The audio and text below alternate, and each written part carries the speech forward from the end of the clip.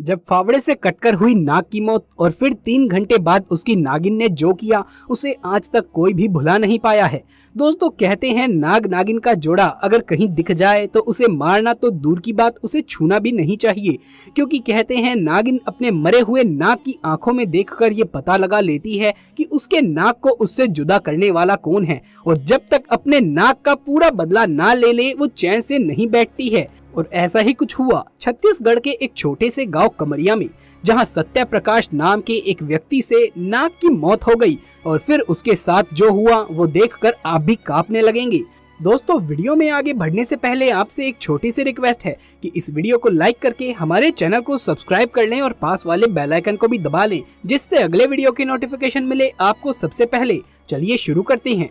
दोस्तों छत्तीसगढ़ में कमरिया नाम का एक छोटा सा गांव है, जहां पर एक नागिन ने अपने नाग की मौत पर ऐसा कारनामा कर दिखाया जिसे देखकर हर किसी के पसीने छूट गए। दरअसल इस गांव में खेत ही खेत हैं, जिसमें वहां के स्थानीय लोग खेती बाड़ी करके अपना पालन पोषण किया करते थे।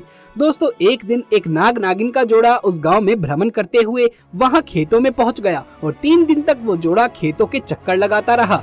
कई लोगों ने तो उन्हें देखा भी और उनके मन में इनका डर भी बैठ गया। ऐसे में कुछ लोग तो खेतों में जाने से भी डरने लगे। लेकिन 3 दिन बीत जाने के बाद भी जब लोगों को वो नाग नागिन का जोड़ा खेतों में नजर नहीं आया, तो फिर से लोगों ने बिना डरे अपने खेतों में काम करना शुरू कर दिया। एक दिन भरी दोपहरी में सत्य प्रकाश नाम का एक व्यक्ति अपने खेतों में फावड़े से काम कर रहा था।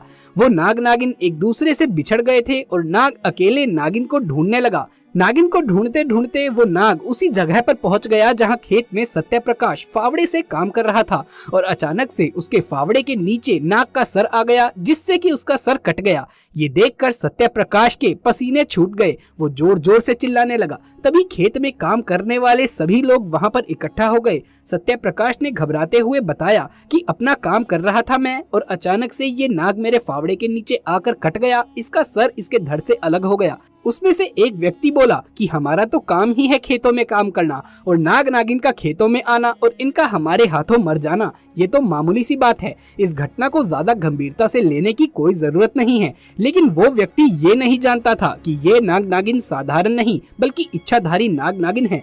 दोस्तों उसकी बातें सुनकर अन्य गांव वासी भी उसी की हाँ में हाँ मिलाकर कहने लगे कि ये तो सच है, हमें नाग नागिन के मरने से इतना डरना नहीं चाहिए, ये तो हमारा काम है। उन सबकी बातें सुनकर सत्य प्रकाश को भी हिम्मत आ गई और उसने फावड़े से उस नाग को उठाकर खेत की झाड़ियों में डाल दिया। और यही उसकी जिंदगी की सबसे बड़ी भूल थी, क्योंकि वो सभी इस बात से अनजान थे कि ये कोई साधारण नाग नहीं बल्कि इच्छाधारी नाग है, और उसकी नागिन भी इच्छाधारी है। शाम का समय हो रहा था, तो ऐसे में सभी लोग वहां से चले गए और अपने अपने घर जाकर आराम करने लगे। वहीं सत्य प्रकाश भी बेफिक्र होकर अपने घर में खाना खाकर सो गया। लेकिन वो नागिन शांत कहाँ रहने वाली थी। अपने नाग की मौत का बदला लेने के लिए उसी दिन उसकी मौत के 3 घंटे बाद वो नागिन उनके गांव में आ गई और सत्य प्रकाश के घर को ढूंढते हुए गांव वासियों के घर में घुस गई और लोगों को डसने लगी। उस नागिन ने जैसे ही 2 घरों में लोगों को डसा तो पूरे गांव में हड़कंप मच गया। सभी लोग चिल्लाते हुए गांव के बाहर एकत्रित हो गए। फिर वो नागिन गांव के महादेव मंदिर की चोटी पर जाकर बैठ गई और देखते ही देखते उसने एक विशाल रूप धारण कर लिया। वो दिखने में बहुत ही ज्यादा भयानक और डरावनी लग रही थी। उसका ऐसा रूप देखकर वहां मौजूद लोगों के पसीने छूट गए। उसको शांत करने के लिए मंदिर के पुजारी ने मंत्रों का उच्चारण जोर जोर से करना शुरू कर दिया और कुछ ही देर में वो नागिन अपने साधारण रूप में परिवर्तित हो गई और मंदिर से उतरकर दूर जाने लगी।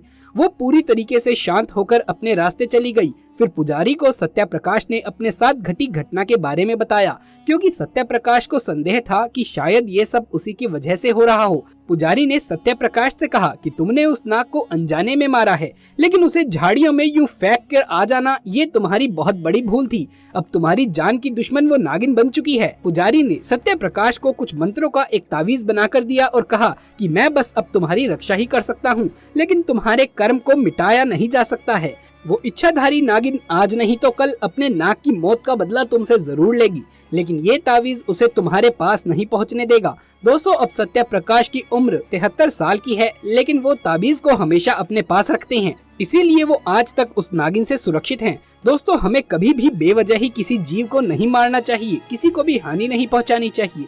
लेकिन अगर गलती से ऐसा कुछ हो जाए तो ऐसे में विधिवत उसका अंतिम संस्कार हमें जरूर कर देना चाहिए। सत्य प्रकाश ने नाग का अंतिम संस्कार ना करते हुए उसे झाड़ियों में यूं ही फेंक दिया और यही उसकी जिंदगी की सबसे बड़ी भूल बनी, जिससे कि उसके ऊपर उसके प्राणों का खतरा मंडराने लगा। दोस्तों, इसी बात पर सच्ची श्रद्धा से कमेंट बॉक्स में हर हर महादेव जरूर से लिख दें। ये वीडियो पसंद आया हो तो इसे एक लाइक करके अपने दोस्तों और रिश्तेदारों में इसे ज्यादा से ज्यादा शेयर कर दें। आगे भी ऐसे वीडियोस देखते रहने के लिए हमारे चैनल को सब्सक्राइब करके पास वाले बेल आइकन को भी दबा लीजिए। जल्द मुलाकात होगी आपसे किसी अगली वीडियो में। तब तक के लिए आप सभी का धन्यवाद।